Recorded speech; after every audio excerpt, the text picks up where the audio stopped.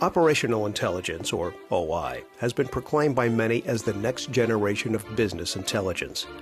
This rising technology star now offers organizations access to real-time business insights that have never been possible before.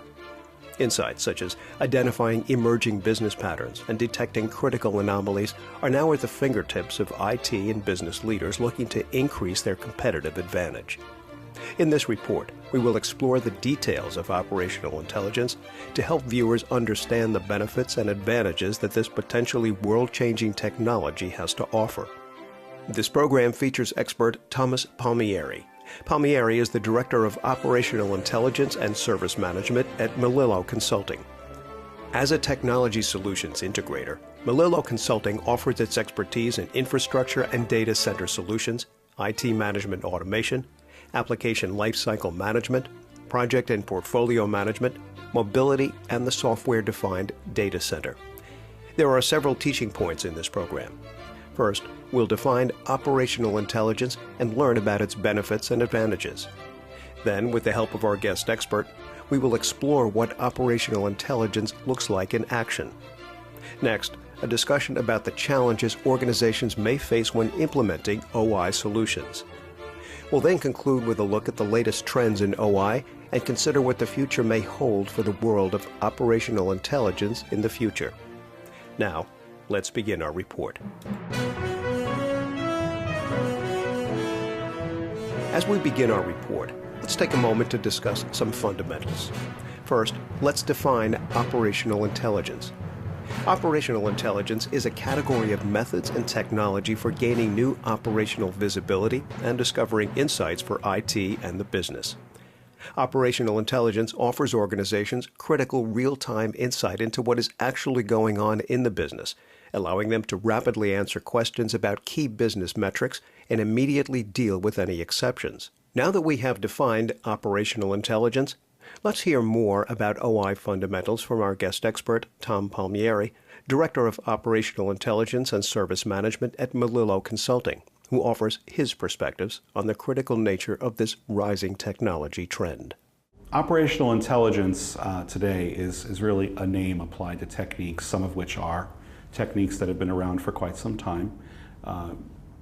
Manufacturing software that can help you detect patterns of behavior, detect things that are out of sorts with the norm, and bring these things to your attention quickly so that you can act on them.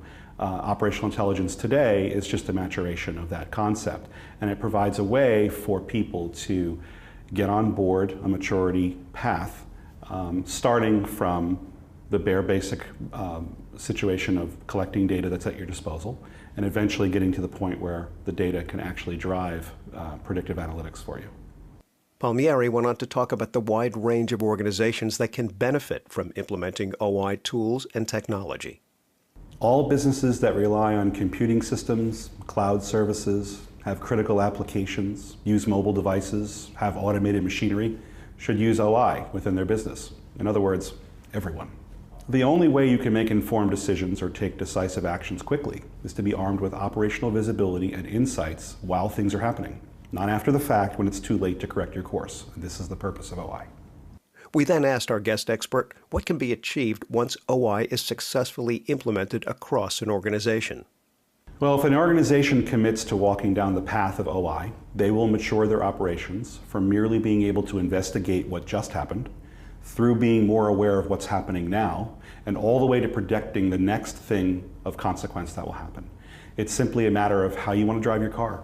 You can look out the back window at what's behind you, or straight ahead through the windshield at what's coming towards you. Thus far, we've learned that real-time operational intelligence can impact an organization across the board, from the IT manager and the director of marketing to C-level executives right down to the shop floor. OI provides the next generation in data-driven decision-making that enterprises are calling for today. But what exactly does OI look like in action? Tom Palmieri offers us an operational intelligence roadmap to help us understand how it all comes together.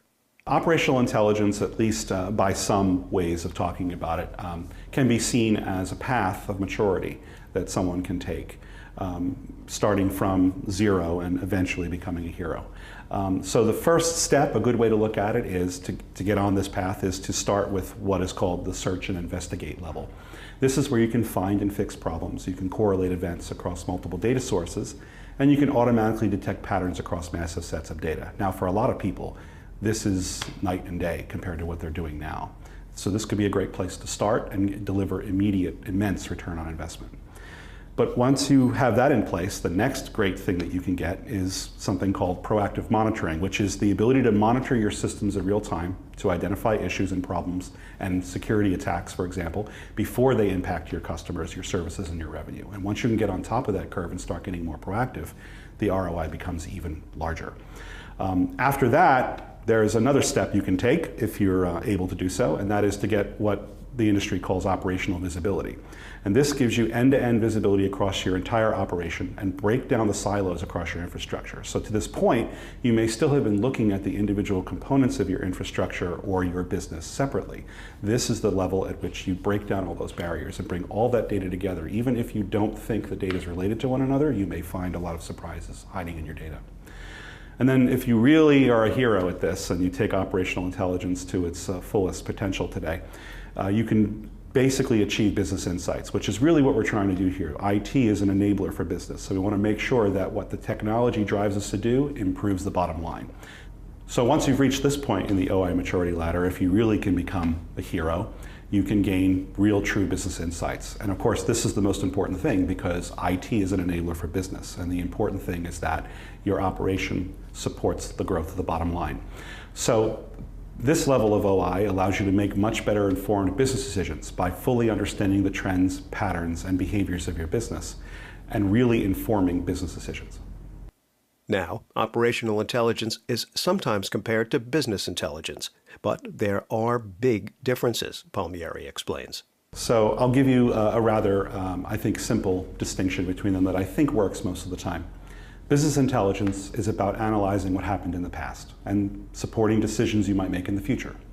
BI, therefore, is usually a forensic process. You're sifting through data and producing reports that indicate what you should be doing differently in the future. Operational intelligence, however, is about measuring the operations of your business in real time, fed by various streams of live data that are coming from your systems, networks, sensors, mobile devices, even social networks, weather stations, traffic monitors. It doesn't matter. But the whole point is that you're seeing what's happening right now, and you're detecting conditions that are out of the ordinary right now, and you're acting quickly in response to any anomalies or problems right now. With any technology change, there are always difficulties, and an OI implementation is no different. Listen as our guest expert talks about the challenges organizations may face when putting operational intelligence into action within the enterprise. Well, the technology itself is not difficult, and adopting the technology is no more difficult than any others that have come along in the last 20 years. So I would have to say that one of the biggest impediments, almost as usual, is culture. People adjusting to recognizing that software can do this, can play this role. Now, it's becoming more familiar to most IT and business people that collecting, measuring, and monitoring in real time, and then acting upon the collected data in real time, is mission critical in today's world. But getting an organization to make the investments and take the important steps to achieve this goal is quite often a challenge. Palmieri then spoke of the benefits that OI delivers. Some of these are going to sound usual or common for large software efforts, but they're worth repeating. So with OI, you will be able to do things such as reduce costs across your enterprise. You'll be able to speed up implementations of new projects. You'll be able to improve the performance and stability of your existing systems.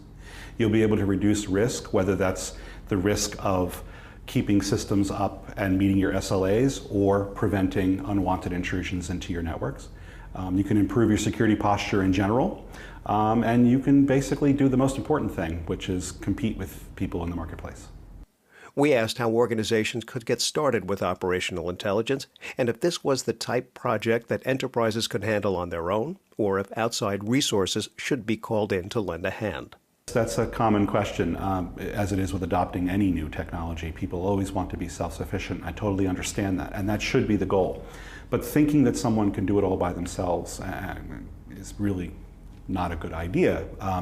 This is a maturation process. This is adopting some new way of thinking, and it will take considerable time and investment. So don't rush it and don't go it alone. Work with an experienced partner who will help chart your course, keep you on it, and bring you to the finish line. We were curious if there were any special skill sets required to work with OI tools and technologies. Here's what Tom Palmieri had to say on that issue. This is the type of thing, again, where you're adopting a new way of looking at the problems that you're working on a daily basis. So yeah, the tools and the technologies do require some special skills and experience right now.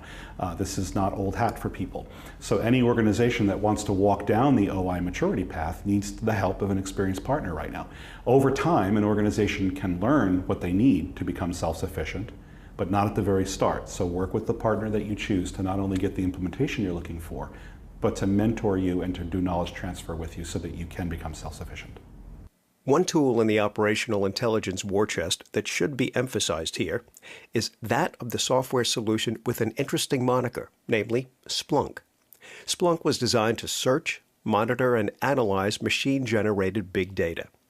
This capable software solution is designed to capture, index, and correlate real-time data in a searchable repository. Splunk also produces graphs, reports, alerts, dashboards, and visualizations of machine-generated big data.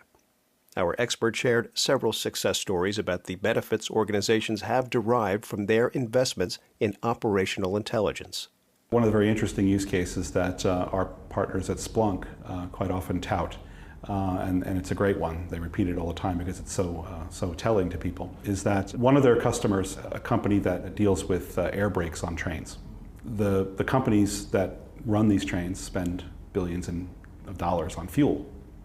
And using all of the big data techniques that Splunk brings to the table, plus some machine learning and some other aspects of Splunk as a tool, talk about a bottom line saver. This was a company that was able to save literally $1 billion in fuel costs by simply spending a little bit of time looking at their data and understanding where the stopping and starting of their trains were happening, how engineers were operating the vehicles, and took away some lessons that saved them that much on fuel costs. It's just incredible. Some other great use cases that are touted quite frequently. Another one of Splunk's biggest customers is Domino's Pizza. And every time that you place an order for Domino's and the little pizza tracker comes up, I don't know if you've done this before, with the little pizza tracker that comes up and tells you what's going on, all of the information about the real efficiency of the Domino's franchisee that's doing the work is well understood by the Domino's parent corporation because everything is Splunked. So the end result is they can take whatever corrective action you'd expect them to take in order to improve their processes, or who knows, maybe call a store once in a while and say what's going on. So another great one that Splunk has recently been talking about is Gatwick Airport in England. They're using Splunk for predictive airport analytics from all their machine data. So Gatwick has a little less than 1,000 flights a day at peak times, and the passenger experience is key to them. So they monitor travel disruption, passenger flow throughout the airport and at security stations. They monitor social media for the feelings of people who are in the airport. They monitor the gate data so that they know when planes are leaving on time and what's happening at the queuing. They look at the boarding card scans, x-ray data, everything to ensure the business is performing. And they use OI to reduce queuing times, improve on-time efficiency of aircraft, and deliver real-time airfield dashboards. It's pretty cool stuff because they can actually make changes in the field. If they notice that there's a bottleneck somewhere in the airport, they know instantly, and they can actually deploy more crew or more people to help figure out what's going on and remove the problem before customers who are using Gatwick think, this isn't any better than Heathrow. So Gatwick saw the benefit of that pretty clearly, and in fact, it only took them about 2 or 3 weeks to do the proof of concept, and they immediately bought into the technology. In today's program, Introduction to Operational Intelligence, we took a close-up look at the world of operational intelligence with the help of guest expert Tom Palmieri. We explored what operational intelligence looks like in action and identified the challenges organizations may face when implementing OI solutions. Next, we'll conclude as Tom Palmieri discusses current trends in OI and why organizations must consider OI in their overall technology plan. Operational intelligence is something that I think people need to figure out how to factor into their organizations today. Everyone else is starting to get on board, they're starting to learn this. You don't want to be left behind. But the most important thing I think to keep in mind is if you don't adopt the stance that operational intelligence forces you into, which is a good thing, it forces you for a good reason, you're going to continue to be blind to what's going on in your organization. And you'll spend so much of your time looking back at the fires that are being set behind you, instead of being able to look forward and have your systems running well on their own, almost self-sufficiently, maybe even self-healing. This is the way of the future, and you've got to get on this bandwagon very quickly.